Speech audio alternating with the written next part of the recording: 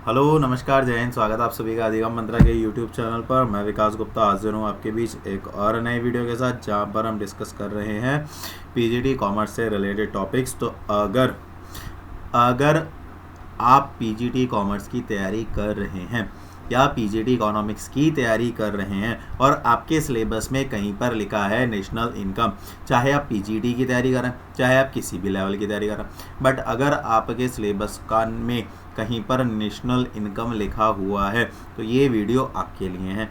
और अगर आपके लिए है तो आप बहुत सारे लोगों को जानते भी होंगे, तो फटाफट से उनके साथ ये वीडियो शेयर कर दीजिए, क्योंकि यहाँ पर हम डिस्कस करते हैं कुछ ऐसे बेहतरीन टॉपिक्स जो आपके लिए और आपके एग्ज़ाम के लिए हैं बहुत ज़्यादा ज़रूरी।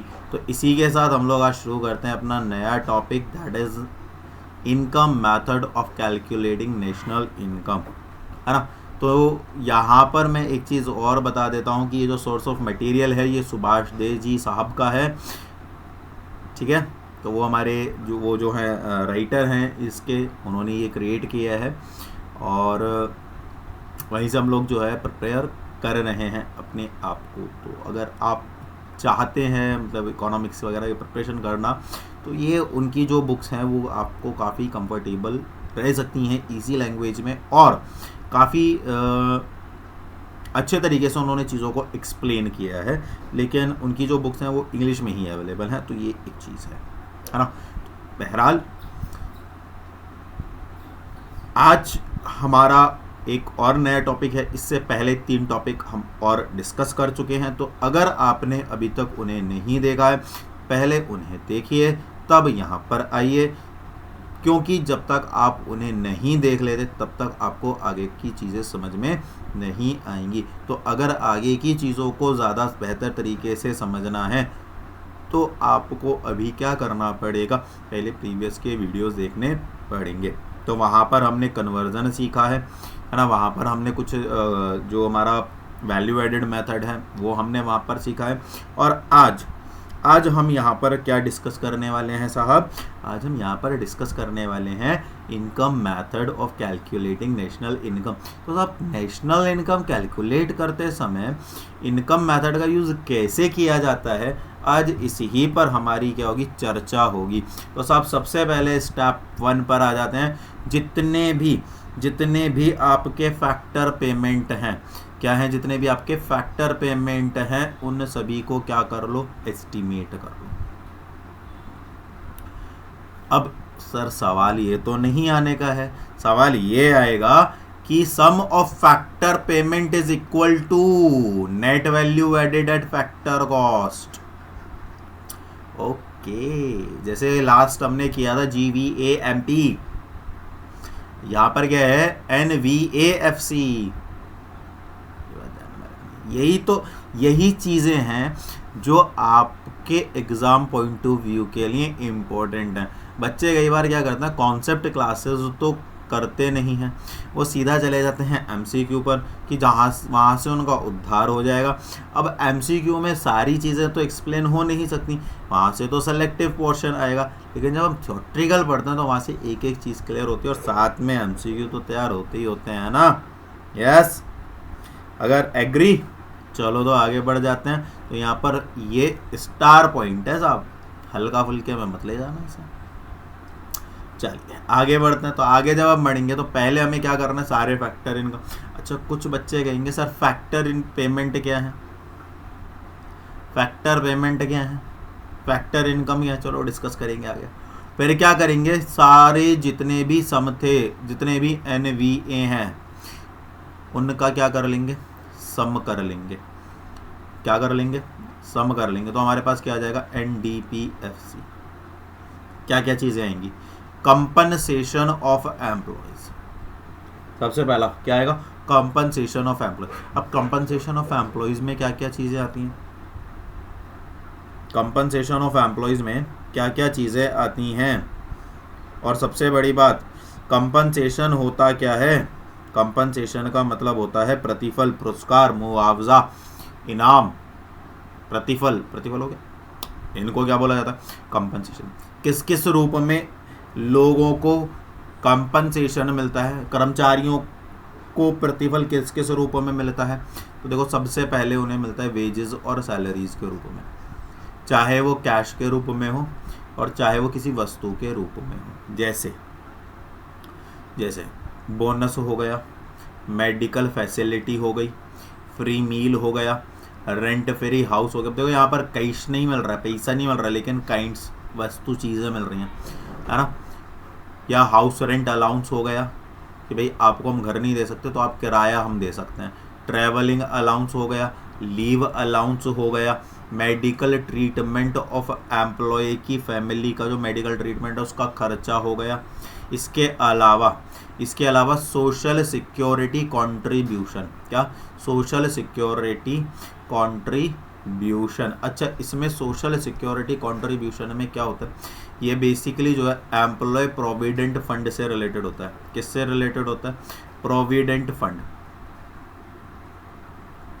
है ना, पीएफ जिसको हम बोलते हैं। तो क्या होता है, जैसे मान के चलिए आपकी सैलरी जो है कितनी है? 1000 है। कितनी सैलरी है?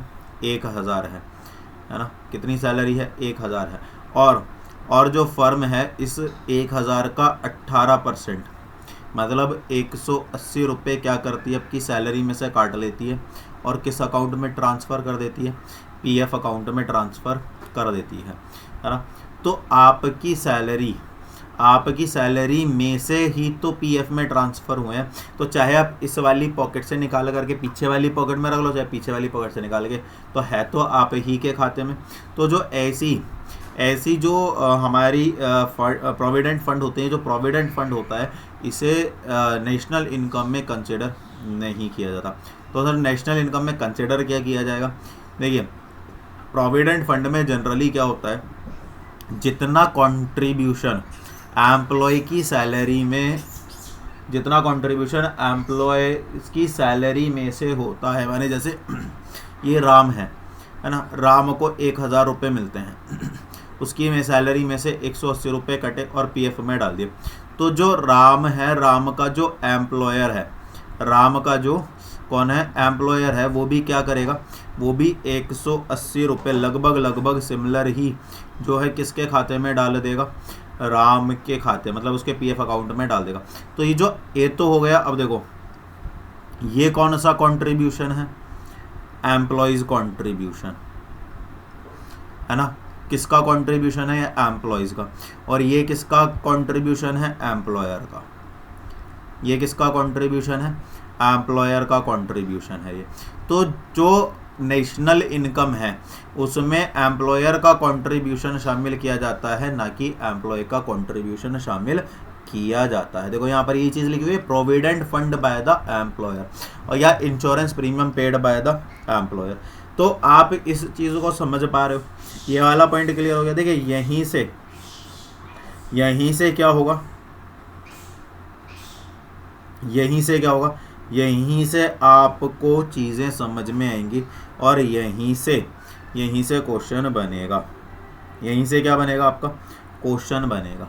तो अगर आप प्रिपरेशन कर रहे हैं तो आपके लिए इन सब चीज़ों को समझना बहुत ज़्यादा ज़रूरी है। और ये केवल आपको इतने डिटेल्ड में तो यहीं पर ही केवल आपको समझाई जा सकती हैं, एक एक पॉइंट और एक एक चीज़ के साथ। क्या ये वाली बात समझ में आ गई? अगर ये वाली बात समझ में आ गई है तो फटाफट से वीडियो को लाइक कर देना और चैनल को शेयर ज़रूर कर देना। चलिए आगे बढ़ते हैं। इसी के साथ जब हम आगे बढ़ेंगे तो हम देखेंगे एक रुको तो यहाँ पर एक टॉप टिप ये देते हैं हमेशा, जो कि बहुत ही होती है क्या? बेनिफिशियरी। और ये हम ऑलरेडी से क्या है डिस्कस कर चुके हैं। देखिए कंट्रीब्यूशन टू प्रोविडेंट फंड और insurance premium paid by the employee is not included in national income. मेरा प्यारा बच्चा सुनो, यहाँ पर हमने क्या डिस्कस किया है? एम्प्लॉय का कंट्रीब्यूशन इसमें शामिल नहीं होने का है। क्या ये वाली बात समझ में आ गई? यस। तो चलिए आगे बढ़ते हैं। तो पहला क्या था? कंपनसेशन टू एम्प्लॉय या compensation of employee. Yes, clear कहानी? क्लियर कहानी यहाँ तक? तो अगर यहाँ तक कहानी क्लियर है तो चलो बेटा आगे चलते हैं। आगे बढ़ते हैं। इसके बाद दूसरी चीज़, अच्छा ये भी ध्यान रखना है कि क्या क्या चीज़ें शामिल होती हैं। इसके बाद दूसरी चीज़ जो है शामिल होगी वो है ऑपरेटिंग सरप्लस। क्या है? ऑपरेटिंग सरप्लस, है ना। क्या है? ऑपरेटिंग सरप्लस मतलब क्या है? ऑपरेटिंग सरप्लस का मतलब है परिचालन अधिशेष, है ना। परिचालन अधिशेष का मतलब क्या है? अब देखो इस चीज़ को समझो। मैंने कोई बुक लिखी, है ना, या मेरी कहीं पर कोई ज़मीन है, मैं उनको यूज़ करने के लिए किसी दूसरे व्यक्ति को ऑथोरिटी देता हूँ कि साहब आप मेरी जो एसेट है, कोई भी, चाहे इंटेलेक्चुअल है चाहे फिजिकल है, अगर आप उसका यूज़ कर रहे हो, है ना, तो उसके बदले आपको क्या करना पड़ेगा? क्या करना पड़ेगा? रेंट पे करना पड़ेगा। Yes, agree with this. या अगर आपने कहीं बैंक में पैसा जमा किया है या आपने किसी को उधार दिया है ना, तो वहाँ से आपको क्या मिलेगा? इंटरेस्ट मिलेगा। तो इसमें बेसिकली क्या है? 4 चीज़ें हम शामिल करते हैं। कौन कौन सी 4 चीज़ें? एक तो किराया, एक रॉयल्टी, एक इंटरेस्ट और एक प्रॉफिट। अगर ये इन चारों चीज़ों, कई बार ऐसे भी क्वेश्चन बन जाता है कि operating surplus will be rent plus royalty plus interest plus compensation to employee, rent plus royalty plus employees provident, employees contribution. तो कौन सा सही है और कौन सा गलत है? तो उनमें से कोई एक सही होगा, तो उस पर आपको क्या करना है? टिक करना है। तो 2 चीज़ हो गई, एक तो कंपनसेशन ऑफ एम्प्लॉय हो गया और एक क्या हो गया? एक तो कंपनसेशन ऑफ एम्प्लॉय हो गया और एक क्या हो गया? बोलो जल्दी से, क्या हो गया? एक हमारा ऑपरेटिंग सरप्लस हो गया, है ना। अब इसमें क्या क्या है? रेंट है, रॉयल्टी है, इंटरेस्ट है। ये 3 चीज़ें हम लोग बेसिकली क्या करते हैं? इसमें शामिल करते हैं। और एक हमारा प्रॉफिट है। ये 4 चीज़ें हम लोग क्या है? कंसिडर करते हैं। क्लियर है कहानी? ये वाली बात समझ में आ गया? ठीक है, चलिए आगे बढ़ते हैं। ये आ गया हमारा प्रॉफिट। अब प्रॉफिट में क्या क्या चीज़ें शामिल हैं, है ना। प्रॉफिट में क्या क्या चीज़ें? एक तो कॉरपोरेशन टैक्स, डिविडेंड और अनडिस्ट्रीब्यूटेड प्रॉफिट। इसको रिटेन्ड अर्निंग भी बोलते हैं, इसको सेविंग ऑफ कॉरपोरेट सेक्टर भी बोला जाता है, या corporate profit tax plus after tax profit. यहाँ पर अब देखो, यही बात होती है। अब यहाँ पर हिंदी में मैं चाहूँ भी ना, तो अगर मैं तो भी नहीं ला सकता, ये है ही ऐसे, है ना। ठीक है, डिविडेंड है, डिविडेंड लाभांश हो गया, इंटरडिस्ट्रीब्यूटेड अवितरित लाभ हो गया, है ना। रिटेन्ड अर्निंग भी वही हो गया। Saving of private corporate sector, मैंने जो प्राइवेट कॉर्पोरेट सेक्टर है उसकी जो बचतें हो गई वो हो गया, है ना। तो वो एक चीज़ है। तो प्रॉफिट में क्या चीज़ें शामिल होती है? तो corporation tax, dividend, undistributed profit, retained earning और बस। तो कुल मिला करके अभी तक हमने 2 चीज़ें पढ़ी हैं। क्या क्या? एक हमने पढ़ा है कि सबसे पहले कंपनसेशन ऑफ एम्प्लॉय शामिल होगा प्लस ऑपरेटिंग प्रॉफिट शामिल होगा या ऑपरेटिंग सरप्लस शामिल होगा। अब ये जो ऑपरेटिंग सरप्लस है ये 4 पार्ट्स में क्लासिफाई होगा: रेंट, रॉयल्टी, इंटरेस्ट और प्रॉफिट। और जो प्रॉफिट है, प्रॉफिट एडिशनली 3 पार्ट में डिवाइडेड होगा: कॉर्पोरेट टैक्स, रिटेन्ड अर्निंग और डिविडेंड। डिविडेंड सबको पता है क्योंकि आप कॉमर्स के बच्चे हो, पीजीटी लेवल पर प्रिपरेशन करो तो ये तो हो ही नहीं सकता कि आपको डिविडेंड, रिटेन्ड अर्निंग या जो कॉर्पोरेट टैक्स या कॉर्पोरेशन टैक्स होता है उसके बारे में आपको नहीं पता हो। है क्या ऐसा? है क्या ऐसा? नहीं है ना। पता होगा, नहीं पता है तो कमेंट करना। इसके बाद क्या आता है? Mixed income of self employed. Mixed income of self employed, इसमें जो भी हमारी सेल्फ एम्प्लॉयड है, जैसे पीछे भी हम लोगों ने डिस्कस किया था कि मैं अगर कोई भी काम खुद से कर रहा हूँ, हाँ, मैं कोई काम खुद से कर रहा हूँ और उसका पैसा मुझे ही मिल रहा है, तो वो क्या है? सेल्फ एम्प्लॉयड है। वो क्या है? सेल्फ एम्प्लॉयड है, हाँ। तो कुल मिलाकर के 3 चीज़ें हम लोगों ने पढ़ी हैं। पहली क्या है, कंपनसेशन ऑफ एम्प्लॉय, है ना। दूसरा क्या है, ऑपरेटिंग सरप्लस। और तीसरा क्या है, मिक्स्ड इनकम। ठीक है, कंपनसेशन ऑफ एम्प्लॉयज़ जो था उसमें क्या क्या शामिल हो रहा है कि एक तो क्या क्या शामिल है इसमें कि भाई एक तो आपको जो भी सैलरी मिल रहा है, जो भी सैलरी और वेजेस मिल रहा है, और तीसरा क्या है, पीपीएफ, और तीसरा क्या है, प्रीमियम, इंश्योरेंस प्रीमियम। ये दोनों किसके द्वारा पेड किए जाएंगे, एम्प्लॉयर के द्वारा। यस। ऑपरेटिंग सरप्लस में क्या था, ऑपरेटिंग सरप्लस में एक तो रेंट है ना, एक क्या है, रॉयल्टी है, एक क्या है, रॉयल्टी है, एक क्या है, इंटरेस्ट है, एक क्या है, इंटरेस्ट है, और एक क्या है, एक है हमारा क्या है,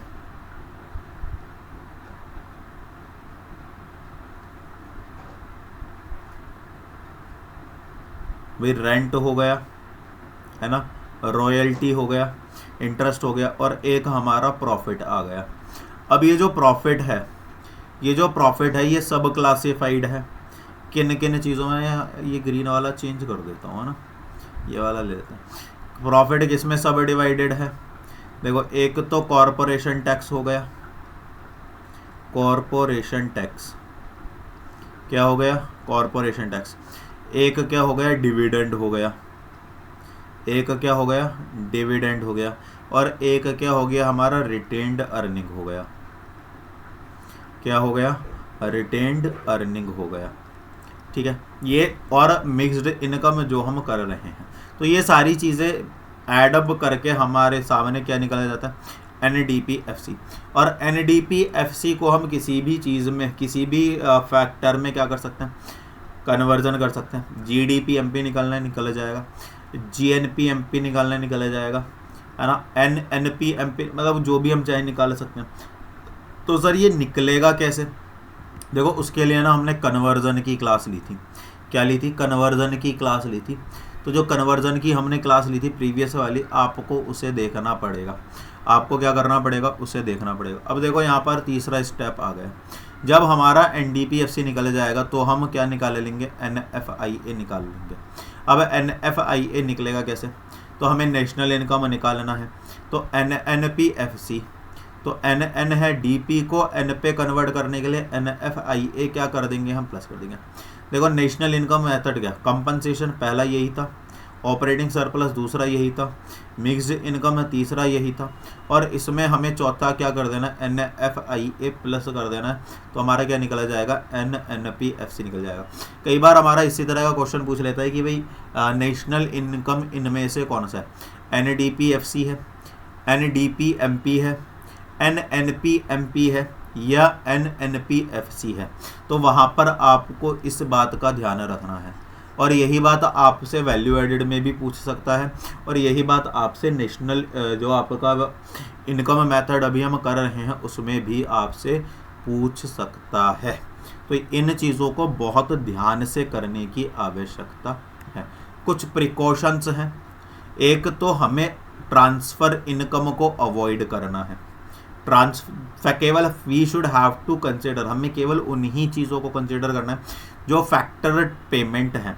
अब आप कहोगे सर फैक्टर पेमेंट कौन से, तो मैं आपको कहूँगा कि सर हमारे 4 फैक्टर पेमेंट होते हैं, जिसमें से पहला होता है लैंड, दूसरा होता है लेबर, तीसरा होता है कैपिटल, और चौथा होता है एंटरप्रेन्योरशिप।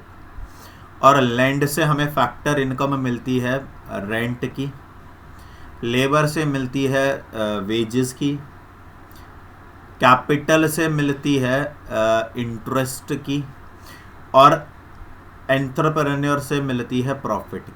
और इन्हीं को जो है ऑपरेटिंग सरप्लस के नाम से जाना जाता है। बोलो क्लियर हो गई ये वाली कहानी।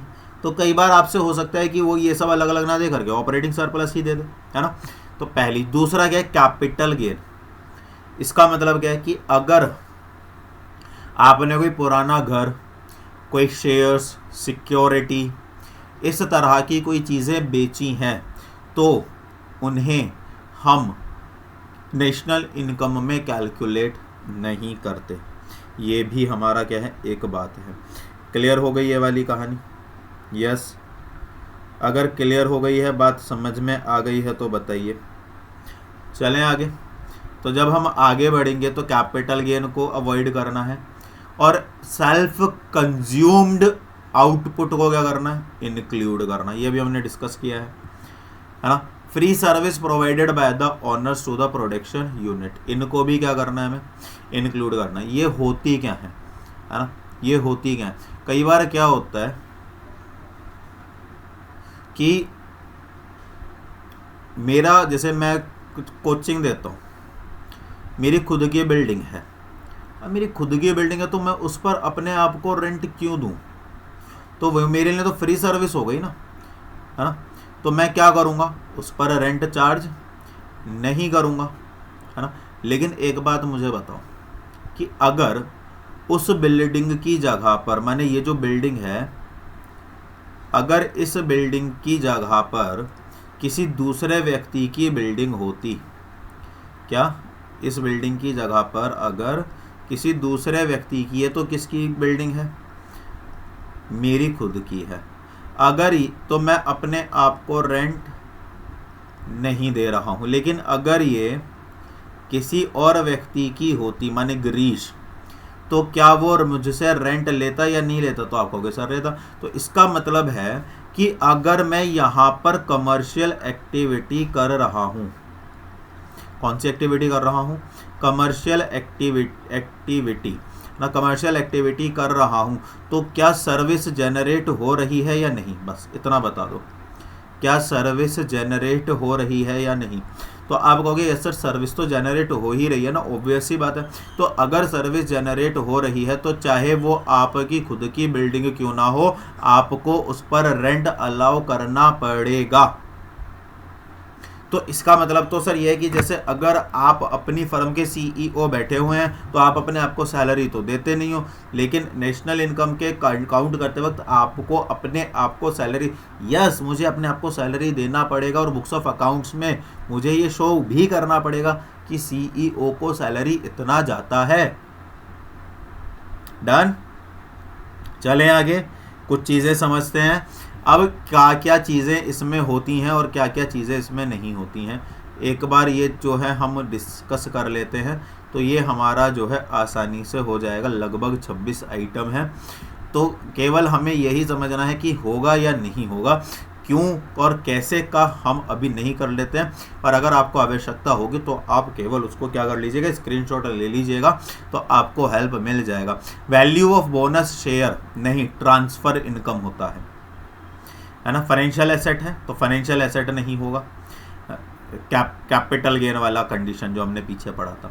Payment of interest on a loan taken by an employee from the employer, employer से एम्प्लॉय ने कोई लोन लिया है और उस पर वो इंटरेस्ट पे करना चाहता है। क्या करना चाहता है, इंटरेस्ट पे करना चाहता है, तो क्या वो काउंट होगा? नहीं होगा। क्यों नहीं होगा साहब? क्योंकि यहाँ पर उसके लिए कोई नेशनल इनकम नहीं है, कोई इनकम नहीं है। वो क्या है, कंजम्पशन एक्सपेंडिचर है। वो कुछ चीज़ कंज्यूम कर रहा है, उसके बदले वो खर्चा कर रहा है ना। लोन के बदले क्या कर रहा है, वो खर्चा कर रहा है। यहाँ पर ये समझने वाली बातें हैं, इसलिए मैंने ये सारी चीज़ें करा रहा हूँ। हालांकि ज़रूरत नहीं है और कोई कराएगा भी नहीं आपको, है ना, क्योंकि यहाँ से क्वेश्चन बन सकता है। तो इसलिए मुझे लग रहा है कि यहाँ से बन जाएगा एक आध question. Payment of interest by bank to its depositor. अरे हाँ भाई, अरे क्या पैसा जमा हुआ है तो उस पर इंटरेस्ट तो हमारा फैक्टर इनकम है, तो पहले होगा भाई। पेमेंट ऑफ इंटरेस्ट, या yes yes yes. Interest received, yes yes yes. Interest paid, no no no. Interest received, yes yes yes. Payment of interest, no no no. सीधा सीधा सीधा सीधा समझ आ रहा है ना, बहुत आसानी से समझ में आ रहा होगा ये वाला सब कहानी। Money received by a family in India from relative from working abroad. भाई साहब विदेश में मेरे कोई कज़न वगैरह रहते हैं, उनकी फैमिली यहाँ पर है, मैं उनकी फैमिली वो मेरे पास पैसा भेज रहे हैं तो कोई सर्विस जनरेट हो रहा है क्या? आप बोलोगे नहीं। ट्रांसफर इनकम और ट्रांसफर इनकम को नेशनल इनकम में कैलकुलेट करने का नहीं। क्लियर कहानी? चलो अब क्यों नहीं करने का पे नहीं जाना अपने को। फ्री मेडिकल फैसिलिटी और फ्री मील्स और गवर्नमेंट अलाउंसेस और लीव ट्रैवल अलाउंसेस पेड। भाई साहब एम्प्लॉयर तो जो दे दे सब ले लो, दे दो भाई, तुम दे दो बस। एम्प्लॉयर की जेब से तो वहीं से पैसा नहीं निकलता, और अगर निकल रहा है तो मना नहीं करने का, तुरंत लाओ, दे दो दे दो दे दो, जो भी दे रहे हो देते रहो बस। यस।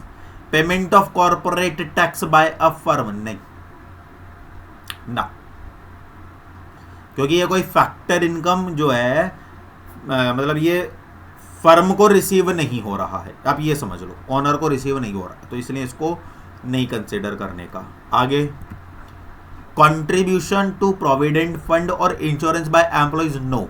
एम्प्लॉयर का होगा तो करेंगे।